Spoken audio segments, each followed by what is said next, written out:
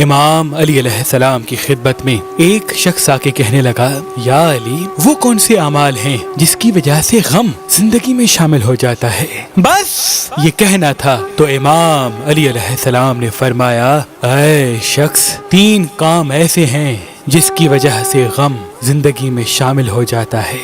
پہلا، گھر کے دروازے کی دہلیز پہ بیٹھنا۔ یاد رکھنا، جو انسان اپنے گھر کے دروازے کی دہلیز پہ بیٹھا کرتا ہے تو غم، دکھ اس کے مقدر میں شامل ہونے لگتے ہیں۔ دوسرا، بھیڑ بکریوں کے درمیان سے گزرنا۔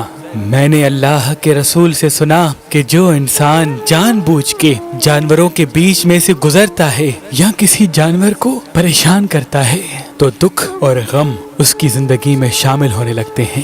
تیسرا، اپنے ہاتھ اور منہ کو قمیض یا کرتے کے دامن سے صاف کرنا۔ جو انسان اپنے منہ اور ہاتھوں کو اپنے پہنے ہوئے کپڑوں سے صاف کرتا ہے تو غم، دکھ اور تکلیفیں اس کی زندگی میں شامل ہو کر اسے رلاتی رہتی ہیں۔ اے شخص، تم ان 3 کاموں سے بچ جاؤ، اللہ تمہیں ہر آنے والے دکھ اور غم سے بچا لے گا۔